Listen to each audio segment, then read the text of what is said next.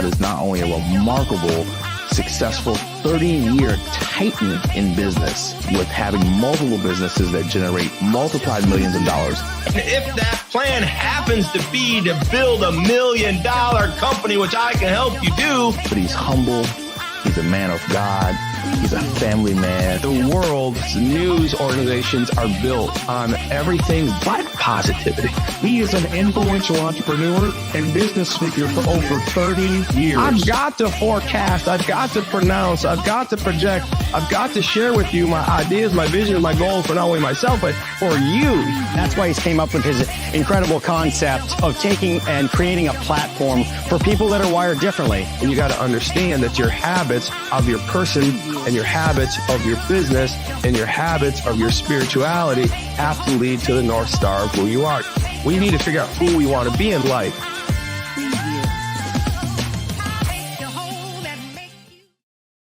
Good morning, good afternoon, good day. It's Friday, and I thought I'd put on my red uniform this morning. I love red. I love the idea of red. I think red stands for love. You love somebody today, you're going to love somebody tomorrow, you're going to love somebody tonight. Oh, man, Friday. So today I was a little behind on my advertisement. I got to apologize, but I got it out there, and I'm like, I didn't forget you. I'm persistent. I'm resilient. And I thought I would take this Friday to actually talk about the word resilient. I really want you to have a great weekend. I want you to have a great start in the morning, and I want to motivate you, right? I really want to inspire you. I feel like, I spent a lot of time on the phone yesterday with Salem Media, an amazing media outlet. Radio, podcasts, even some movie development and things of that nature. One of the, if not the largest radio syndication network in America for Christian conservative speak and talk of good things, right? And so they're great people. They're amazing people. I've formed a great alliance with them, and we have a lot of good stuff coming up. I've done the tour, the Battleground tour, not once, but twice coming up in Tampa. We've done several events with me and Sebastian Gorka. Mike Gallagher and I have worked together over time, even Dennis Prager, Eric Metaxas. It's just a lot. Brandon Tatum, come on now, somebody. Brandon Tatum's a remarkable man. And so when I think about these men in Salem Media, when I think about even the leaders in Salem Media, Phil Boyce and Carolyn and some of these great people, Mary and people I'm dealing with, Catherine, and they're all, this organization is thick, right? Thick with leaders, thick with great-minded people, right? People that are persistent in their craft, persistent in their life. They've been persistent with me. They've helped build the brand in that regard. They've just been phenomenal. They have my best interest in mind. I know they have a bottom line out there, but at the end of the day, they're spreading the word. I'm spreading the word. We're all spreading the word of goodness. And this morning, I want to talk to you about why I'm motivated by those people at Salem Media, and why I'm motivated by just people who are persistent. And so I can't begin to tell you how important it is for you in your life to be persistent and resilient in your goals and your ideas. And we all watch the TikTok and the Insta and the Facebook, and you can see all the AI things about all these resistance, persistent. But I'm like, I don't want to be that guy that gets up in the morning and talks and preaches and teaches about everything that everybody else is talking about. But at the end of the day, some of these things that we talk about have to be repeated. Some of these things that are being said all over have to have some weight, some water, some stickiness, right? And I got to tell you, the number one thing about any success I've had in life, any success I'm teaching you in life, has to revolve around resilience, has to resolve around persistence, right? My first book, Wired Differently, I have my critical belief quote is, it's not just the efforts that we make in life, but more so the distances that we're willing to go. And so what I wanted to do is talk to you about some resilient leaders. I want to just give some shout outs to Salem Media and the amazing things they're doing for so many people in this world. And certainly me in my life, we have some big things coming. I'm excited about that. My new book, Your Will Be Done, is going to be out and started on the tour of sales. We're going to put together a tour. The pre-sales are wrapping up in July 19th. So get to toddsaylor.com. We've got lots of pre-sales. The pre-sale order is phenomenal. It's $29.99. You get the paperback for $29.99. You get the electronic book for $29.99. You get the electronic workbook. Let me tell you something about this workbook. I put as much work into the workbook as I did the actual book that I wrote. I've got the audio book for you, and then I include all the shipping for $29.99. It's going to be there. It's going to go out to you as early as July 19th. I know a lot of you have bought the book. I see a lot of followers on this morning. I love it. I love it. I love it. And I want you to know that the book is coming July 19th.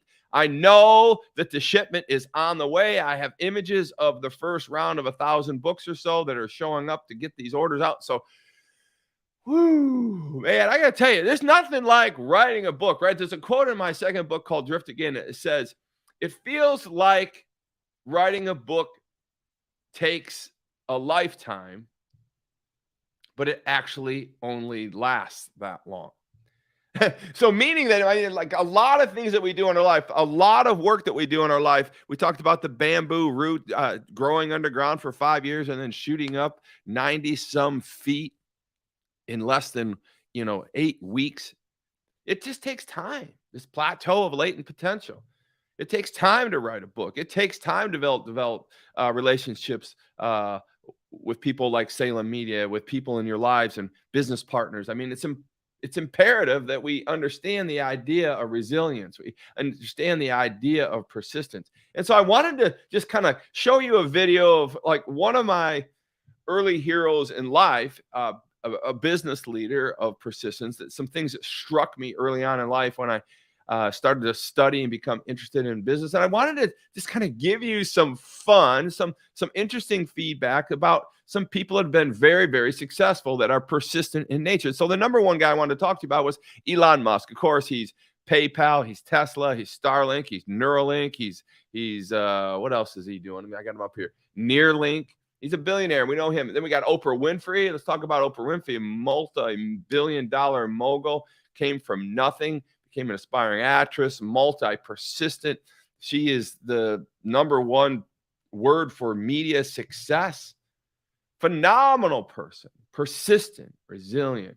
And here's what I was very interested in talking about. Sarah Blakely, she developed a company called Spanx. She was shot down hundreds of times, it seems like, investor after investor after investor, talking about formwear, shapewear. I can make these Spanx. And so I started to laugh because I've seen a few Spanx in my life. I got 4 women in my house, and I just find it interesting that this is out there, and this shapewear is there for not only men but women. But Spanx is kind of funny.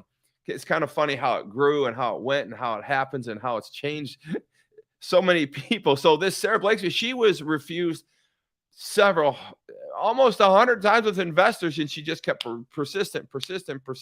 Now, some of you are familiar with Spanx, the shapewear Spanx. Really began the whole shapewear industry, and she's worth billions of dollars.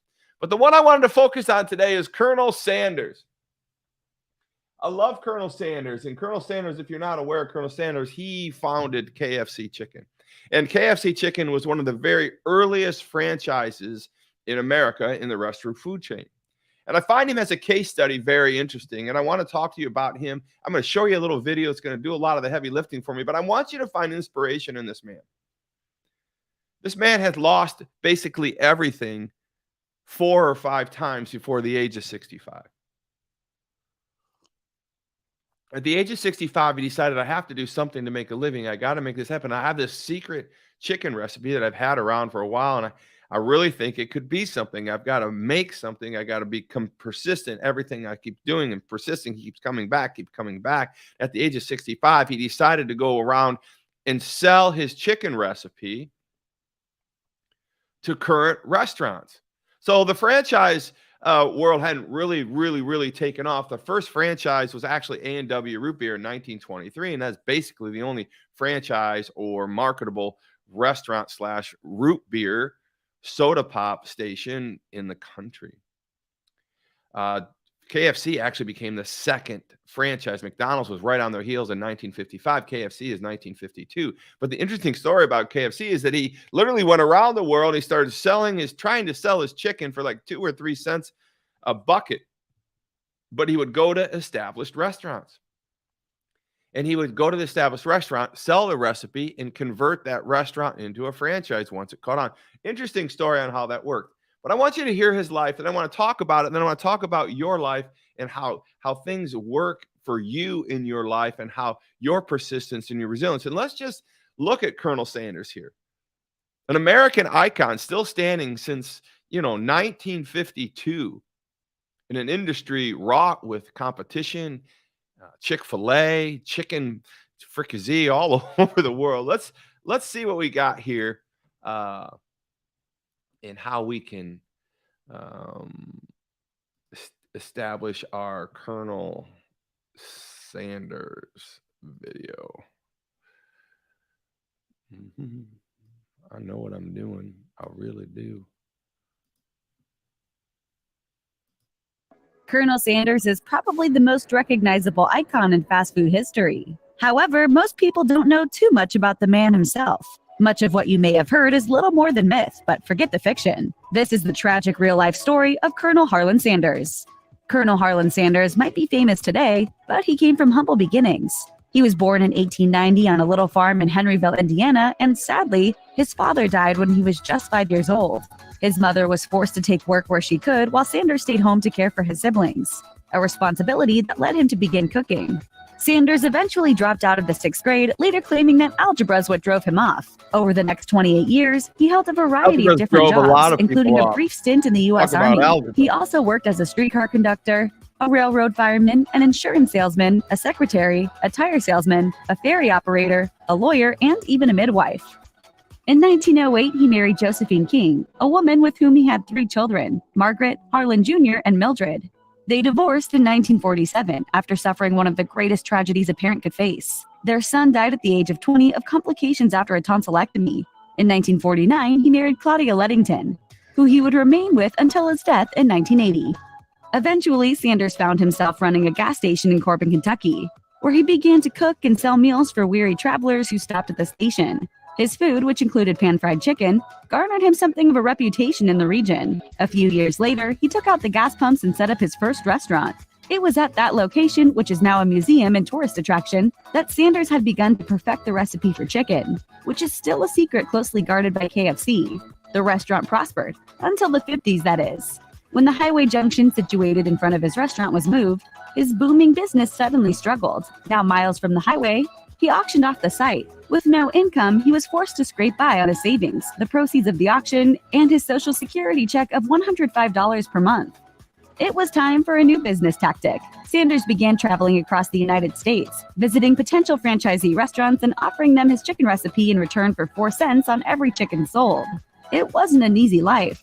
It was a slow, expensive, and humiliating way to pursue business partners, especially considering he spent that time living out of his car and eating meals begged from friends. But it worked. By 1964, he had franchised over 600 outlets and built a company worth millions.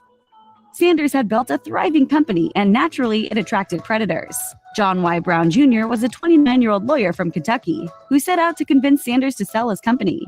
The colonel at first firmly declined the offer, but then Brown swore to never tamper with his recipe and insist on the highest degree of quality control for the franchise. Sanders, who considered KFC to be his own child, remained hesitant. He, Brown, and another potential partner toured the country, consulting family members and business associates. In 1964, he gave in to their offer of $2 million. To get it, though, he had sacrificed the most important thing in his life, and no indication exists that he was ever truly happy with the deal. Sanders' role in the ever-growing company wasn't over, at least not immediately. Brown believed Sanders' face to be KFC's greatest asset, and instigated a serious publicity campaign to up his nationwide presence. But in 1971, Brown sold the company, and Colonel Sanders became discontented with the direction KFC was taking. Eventually, Sanders chose to open a new restaurant, which he named Colonel Sanders Dinner House, but ended up in a bitter lawsuit with KFC over the copyright of his own name. They settled in 1975, and the terms have not been disclosed. He got in trouble with the company again in 1978 when he gave a newspaper interview where he said that the gravy now tasted like wallpaper paste. And the new chicken recipe was horrible. The franchise where he gave the interview tried to sue him for libel, but since he was talking about the whole company and not just one location, the judge threw it out. Despite his troubled relationship with KFC, Sanders continued to work for the company for the rest of his life. He continued to tour the country on KFC's behalf and for the last 2 decades of his life was never seen in public wearing anything but his iconic white suit. In his later years, he also found religion and donated much of his wealth to charities such as the Salvation Army. On December 16, 1980, Sanders died of leukemia at the age of 90. His body was ordered to lay in state at the Kentucky State Capitol before he was buried in Louisville, Kentucky. In the wake of Sanders' death, KFC's fortunes exploded. It became one of the U.S.'s leading fast food brands, but that success came at the cost of the destruction of the Colonel's image. KFC's founder became little more than a marketing tool, and Sanders' family now has nothing to do with the company whatsoever. It's hard not to wonder what the Colonel would make of the company today. Colonel Sanders. Okay, so I really find inspiration in that. I know it was a little long, but at the end of the show, I really want you to understand, where does this fit in your life? Where do we find inspiration in other people? I know I look for inspiration in a lot of people. I know you look for inspiration. You're on this show, you're looking for inspiration, trying to figure out what can I share with you today regarding inspiration when it comes to persistence and resilience. And so I had numerous. I got into the AI this evening, and I was looking at it, and I was looking like, give me some people. And for some reason, I couldn't get KFC off my mind. So I looked up Colonel Sanders. I knew he had a storied past. I knew he had a resilient past, a persistent past. That's why I have my Colonel Fried Chicken Sanders shirt on right now. I'm a Chick-fil-A guy. I don't mind Chick-fil-A, but at the expense of throwing out my favorite guy, KFC, I need you to understand that original chicken was amazing. But the original chicken is really original to me because it's inspiration, it's persistence. I remember in 1990, going by Colonel Sanders chicken, and I remember going into the donut business and losing the first whole year and having to almost look at bankruptcy. And I'm thinking, what is this? And I remembered the story of Colonel Sanders. And so I want you to just kind of hearken the Indiana boy, Colonel Harlan Sanders, and I want you to channel the inner persistence. He was 65 years old and he had nothing. Everything that he had tried failed, from hotels to manufacturers to even restauranteering, the very thing that he ended up making his in some people's eyes, a fortune, right? $2 million in 1980 was or 1970, 64, $2 million. He sold a company for $2 million in 1964. In 1964, $2 million. He had to pay off debt with that. So who knows if he even had $1 million left. But what I'm trying to explain to you is that the idea of persistence, the idea of resilience, the idea of Colonel Sanders and what he was doing in his life, we don't want to find ourselves at the age of 65 wondering what we're going to do or how we're going to do it. We're a bit desperate at 65. I think he only had $105 Social Security. I found it interesting. He started his well-found career on a Social Security check of $105 a month.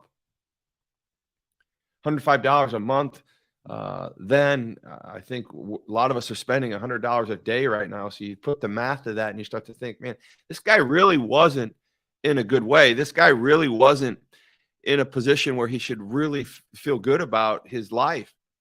He wasn't in a position where he could really get on a podcast in 1964 and start teaching people the ways of success, right? There was really nothing about him other than the fact that he had failure after failure after failure. But what I want you to understand about Colonel Sanders, what I want you to understand about this story is two things, right? Number one, he was 65 and he was down and out, but he was never really out. He was 65. He was at the end of his life. The inspiration that comes to me is that there's never not a time where we can rally our mindset, we can rally our organizational thoughts, where we can actually begin something new. I know a lot of you followers out there are very young, and I know a lot of you followers out there are middle age or getting up there, and you're getting closer to my age of 58. And I think about the fact that we're all starting something. And here at the end of the road for Dr. or Colonel Sanders, he decides that he has to do something really out of the extraordinary, out of the ordinary. He has to decide to actually become a franchise. But I don't even think he was really becoming a franchise, because he was just following his instincts, his never die instincts, his persistence, his resilience. Is like, I've just got to keep getting up. He didn't have Rocky back then, did he? No, not in 1964. He didn't have the movie Rocky. He's the original Rocky. He just keeps getting up and keep going and pushing forward. So what I want you to understand is that 65, he began it all in almost a desperate corner. And I know a lot of you are probably in a desperate corner. You're feeling like you don't know a way out. You don't know how things could work, but you have to keep getting up. You have to keep moving forward. You have to keep the creative mind moving. You have to. You have no other choice but to keep pushing forward, searching for opportunities, talking to people, thinking about how you can leverage what you know. What did Colonel Sanders actually know? He knew chicken. He had a formula for chicken. And what he did was decided to go out and not only create a restaurant, but he decided to take the recipe to the restaurant. And he really created one of the only franchise systems in the history of restauranteering where he converted old restaurants or existing restaurants to a name just to represent his chicken. And he did it for 4 cents a chicken. Think about that model. It was soon leveraged, and he moved through life, and he died in 1980, and he probably didn't have much. But he did have a resemblance of a family. He had a history, he had a legacy, and what he did was gave us persistence. He gave us resilience. He gave us this idea that you're never really down and out. And I know he's not an iconic athlete. I know he's not an iconic coach. I know he's not an iconic anything. He's certainly not Elon Musk, but he's certainly Colonel Sanders. And I think that most of us need to relate with people that are relatable. I want to be relatable. I want to let you know I've been spending 25 years on one of my companies alone, Pacer Systems.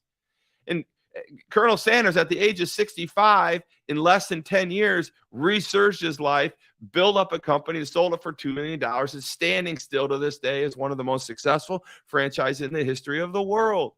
Only probably second to McDonald's. A&W is still around. Burger King is still around. Pizza Hut, Wendy's, Dunkin' Donuts, Subway. All of those restaurant franchises were the early adapters of franchise. And don't you find it interesting that they're still dominating? Because of persistence of people like Colonel Sanders. So what I want you to do today is take this idea of persistence and resilience. I want you to take this idea of Colonel Sanders. I know it's the sexiest show I've ever done, but what I want you to understand, Colonel Sanders got 1% better every day. No matter what it took, he kept pushing forward. He practiced habits of greatness. He practiced habits of almost desperation through greatness, right? He did it at the very end of his life. And at the very end of his life, I do find it ironic that he did give his life up to religion. He gave his life up to Christianity. I saw him on that show with James Baker right there at the very end of the video. And I want you to know that I believe it strongly that he gave his life to the Lord, and he gave credit to the success and the persistence of his life to God. And I want you to understand that is the last key component of Colonel Sanders I wanted to share with you. One was, it's never too late. All right. Write this down. It's never too late. And 2, be creative. Be creative. It's never too late. He was 65 years old. And 2, be creative. He didn't just, his restaurant closed, his bricks and mortar closed, so he took it to the existing restaurants. Think about that for a moment. That blew me away, right? It's never too late. Be creative. Be different, right? Stand out from a crowd. Do things unconventional. The tour I'm about ready to launch in the Tiki Hut is called Unconventional Brilliance. Unconventional brilliance. How are we separating ourselves from the pack? How are we handling our succession, our status? How are we in this position of being persistent and resilient, like Elon Musk, Oprah Winfrey, Sarah Blakely, Colonel Sanders, the story we had today? I didn't pick Elon Musk to do it. I'm tired of hearing about Elon Musk. He's amazing. Don't get me wrong. And Sarah, she's a great story, but Colonel Sanders is old school, baby. I think we need to look at people for what they are. I think we need to look at persistence for what it is. I think we need to look at resilience for what it is, because that's really the only thing that we have that's going to separate us from the rest of the world. I love the story of Colonel Sanders. I wish it had probably ended better for him. I wish that he had millions and millions and billions of dollars, but he didn't. But what he did become rich in was resilience. What he did become rich in is persistence. This is a Todd story. You can go on TikTok. You can go on Facebook. You can see it on any social media, but I guess I need you to hear it from me. He was special. You're special. These people that are successful in this world probably aren't good at algebra, right? But they're resilient. They're persistent. And I want to give you hope this morning. I want to give you excitement. I want to give you encouragement that, man, if you have one thing to work on today, I want you to really, really focus on what are you going to be persistent about? What are you going to be resilient about? I've got students I'm coaching right now, and every one of them demonstrates persistence. Every one of them is demonstrating resilience. And I'm speaking to you students right now. I know we got a lot of listeners out there. I can see you all in there, but I want you to know, my students, Deb, I'm speaking to you right now, right? Ninja Mike, I'm speaking to you right now. Brandon, I'm speaking to you right now. Latane, I'm speaking to you right now. I'm speaking to you, Eden. I'm speaking to you, Aaron. I'm speaking to you. My gosh, I'm Steve. I'm speaking to you, Stefan. I should have wrote all of them down, but I'm speaking to you guys because this is, if you're listening to me this morning, this Friday morning, I know a lot to get to this point right now, a lot to get to you right now, a lot to tell you that I love you, that I care about you. Rod Harper, I try to tell you I love you guys. I want you to understand that the things that's separating you apart is not your balance sheet, not your spreadsheet, not your Excel spreadsheet, not the algebra, although we're going to figure that out, my friends. But I want you to understand that the resilience and the persistence of everything that's going on, Chad, everything that's going on, Chris, everything that's going on, Heather, everything that's going on, Sam. Listen, I got lots of people I'm coaching out there, and my head's about ready to blow up when I think about you guys, but I want you to know you have got the secret ingredient. You have got the secret chicken seasoning. You got the seasoning of Colonel Sanders. You have got the secret ingredient. What Colonel Sanders' secret ingredient wasn't the herbs and spices in his chicken. It was his resilience and his persistence. You have that. You have the Colonel Sanders secret sauce. And it wasn't spices. It was resilience and persistence. And I want you to know that on a Friday morning. I want you to know that I love you guys and I'm rooting for you, and I want you to have a great weekend. We're going to get out of class early today because I'm fired up. I'm fired up. I love my job. I love the Colonel Sanders. You thought Colonel Sanders' secret sauce was the ingredients in his chicken, but it wasn't.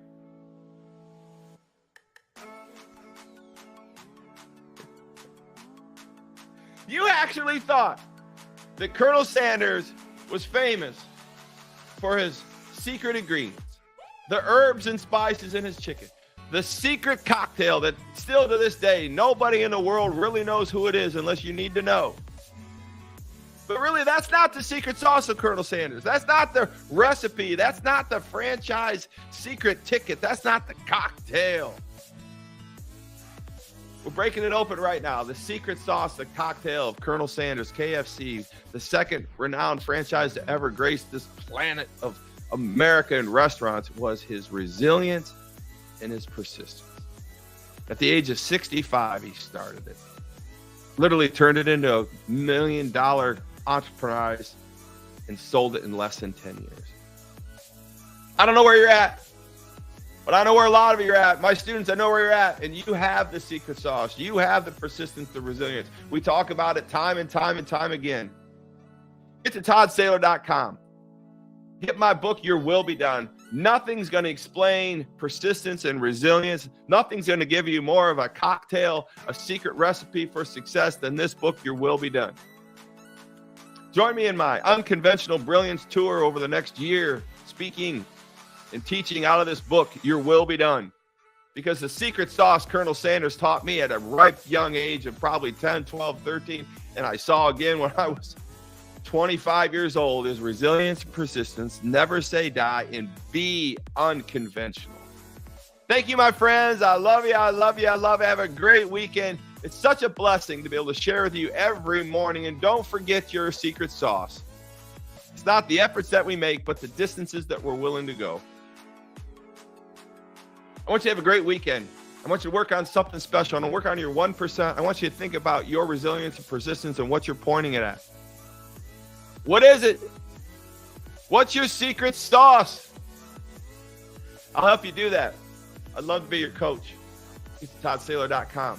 Give us a call. Have a great weekend, everybody. Resilience, persistence,